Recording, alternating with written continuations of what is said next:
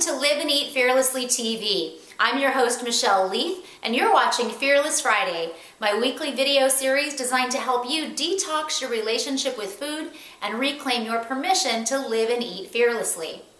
In today's episode, I want to talk with you about a question that came in my Live and Eat Fearlessly Facebook group from one of our members. And she asked, Michelle, how come I keep eating when I'm not hungry? Right? It's this phenomenon that I call mouth hunger, when you're not physically hungry, but like you just keep wanting to eat, and it's like the pantry and the refrigerator are just sucking you in like a magnet, and you find yourself overeating and you just don't understand what's going on. Well, there are actually really good reasons that this happens, and none of them mean that you don't have willpower or that you are out of control or that there's anything wrong with you. So in today's video, I want to give you the top 3 reasons why you end up overeating or eating when you're not hungry. I'm going to count them down from 3 to 1. Reason number 3.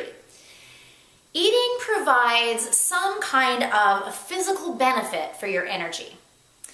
Just the act of eating alone actually helps us manage our energy in some way. Quite often when we're engaged in some kind of a task, maybe that's really kind of stressful, or we're worried about something, what starts to happen with our energy is anxiety will start to kind of build up in us. And eating can actually provide a really significant physical benefit, because just eating moves energy, right? Chewing, moving your mouth, this actually moves energy. Also, what I've noticed, and one of the things that was really helpful for me as I was coming out of my long struggle with binge eating, was just noticing how my energy started to kind of move and spiral in my body as I got more anxious about things, or as I was maybe thinking about something that either was uncomfortable for me or a part of me that I kind of didn't want to acknowledge or disown, and I was maybe trying to stuff these feelings down or whatever was going on. My energy would start to spiral. And another thing that's really interesting about eating is it actually provides a sense of grounding, right? When you're actually taking food into your body and into your belly, there's sort of like a grounding effect to that. So sometimes what's happening is our energy is starting to kind of really build, and eating, whether it's to release the energy or actually to kind of ground the energy, is a really kind of natural way to go, because it actually works in that moment. So that's reason number 3. Reason number 2, you're hungry for something else. You're hungry for something else that maybe you just aren't quite tuned into, or that you don't feel like it's okay to ask yourself for. What most people do when it comes to food cravings is we get really judgy about our cravings, right? And we don't get curious about them, we get judgy about them, and we just want to force them away or fix them or make them go away, and we label them as bad. But our food cravings can have a lot of really valuable information for us. We have a lot of emotional associations with certain kinds of foods. For example, I was working with a woman in one of my workshops not too long ago, and she was telling me how she just kept finding herself drawn to eat pizza and Mexican food, and she was sort of overeating these foods, even though she didn't even really like them that much, or she also wanted to make some healthier choices. As we did a little digging, she remembered that there was a time in her life when she was a lot more carefree, in her college days, where she was living this really adventurous life. And after some kind of a cool adventure, her and her friends would end up going out to pizza or going out to Mexican food. And as she started to look at this, she realized, wow, I really don't have any adventure in my life right now. Like, my life has become really kind of flat and predictable. I'll kind of all work and no play. And so what she was really hungry for was not necessarily the Mexican food that she kept being drawn to, but the memory and the experience of that carefree, adventurous time in her life. So it may be something like this that's going on for you. We have associations with certain kinds of food, right? Sweetness. If we're craving sweet foods, where are we kind of hungry for some sweetness in our lives? So it may be that there's an association with some of the food that you're drawn to that's actually filling a different kind of a need or a different kind of a hunger for you by association. So that's reason number 2.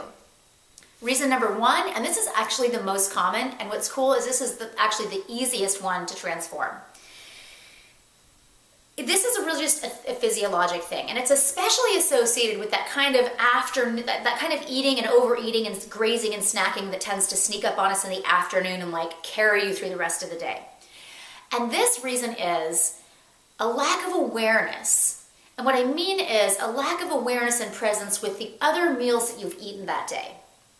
The way that our bodies are designed, they're designed in such a way that in order for our brain to actually flip the appetite switch off, our brain needs to experience the taste and the texture and the aroma and the pleasure from whatever it is we're eating. Our brain needs to have this communication between our mouth and our belly and our brain so that it can actually say, oh, okay, we've been fed.